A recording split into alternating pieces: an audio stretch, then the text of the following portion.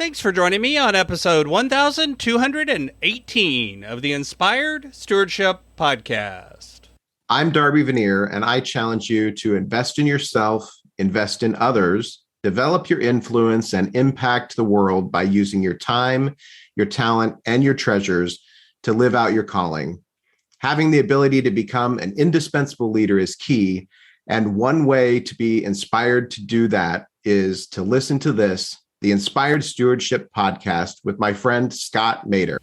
Truth is, our time is probably our most valuable resource because at the end of the day, it is truly the most finite thing we have. We're only given so many hours of life, and we don't ever get them back. We can only spend them one time. Your time is worth way more than you think, and yet, welcome and thank you for joining us on the Inspired Stewardship Podcast. If you truly desire to become the person who God wants you to be, then you must learn to use your time, your talent, and your treasures for your true calling. In the Inspired Stewardship Podcast, you will learn to invest in yourself, invest in others, and develop your influence so that you can impact the world. In today's episode about investing in yourself by stewarding your time, I talk with you about 5 ways you tell folks that your time is worthless, and I share why your time is worth way more than you think. And I also share why you should act differently about your time. As we talk about stewarding your time, wouldn't it be great if you could support this podcast and do it without just taking too long? Turns out you can. All you have to do is use inspiredstewardship.com/Amazon when you're ready to make a purchase via Amazon, and a small commission will come back to support the show just that quick. If you enjoy the show when you are ready to buy from Amazon, just use inspiredstewardship.com/Amazon. Maybe you saw the title and thought to yourself, what do you mean my time is worthless? I value my time. My time is important, or at least we often say that. And yet often our actions and our behaviors, they don't send the same message. They send the message that you think your time is worthless. You often find yourself giving away your time, saying that it's not really valuable, letting other people put demands on this precious resource in a way that doesn't really convey the value of that time. I think a lot of times we end up wasting our time and our life a little second or minute at a time. Think about it. Do you say yes to every request and favor that comes in?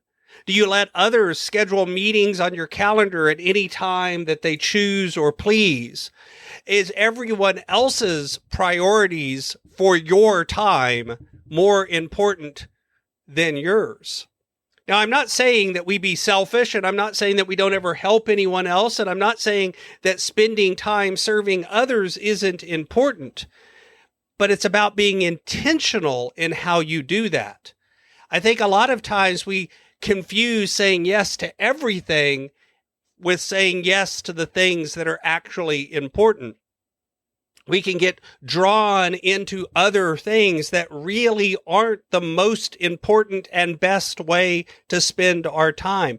We can spend our time on things that we're really not good at. We can spend our time on things that really aren't important. And by doing that, we end up filling our time with those things. And now the time that we need to do the really important stuff isn't available.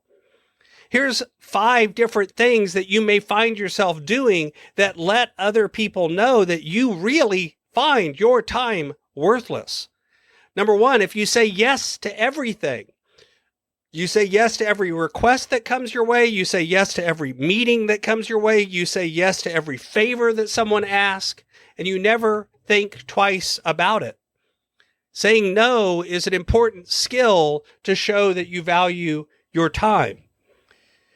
Second, if you drop everything you're doing at the first sign of an interruption, the phone ringing, the email coming in, other people walking in, anything coming in immediately separates you from the task. You're not able to do deep, important, focused work because you're constantly interrupted. You've got notifications on your phone buzzing every few seconds. Your email is open on your desktop and pulling your attention away moment by moment. Your door is open all of the time, and you never have any quiet time or time to process, think, or plan. Number 3, similarly, if you're always reachable.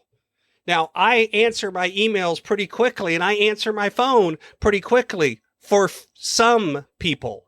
And at some times, I schedule when I check my email. I schedule when I check my phone. And only a few handful of very important people in my life can reach me at any time.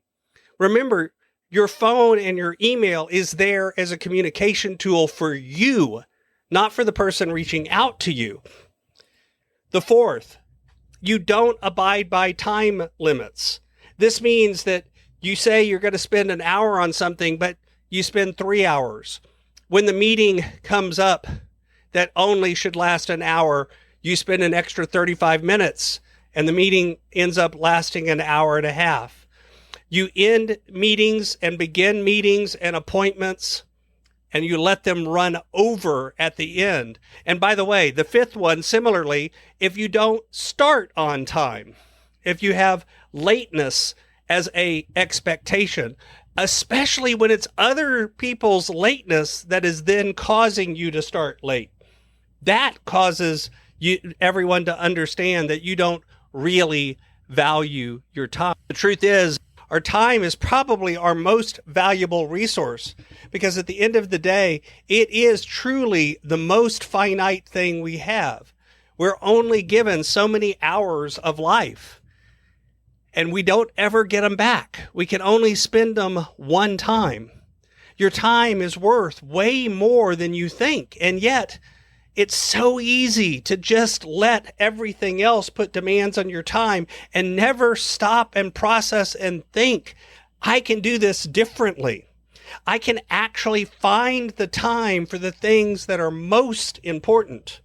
You can never find the time to do everything, but you can find the time to do the most important things. It takes time and energy to train your body and your mind and your systems and processes to work that way, but it can happen. Thanks for listening. Thanks so much for listening to the Inspired Stewardship podcast. As a subscriber and listener, we challenge you to not just sit back and passively listen, but act on what you've heard and find a way to live your calling. If you like this episode on the stewardship of time, be sure to sign up for our Stewardship of Time Tips series by going to inspiredstewardship.com/time or texting 44222 time tips, and that'll get you our best tips on stewarding your time. Until next time, invest your time, your talent, and your treasures. Develop your influence and impact the world.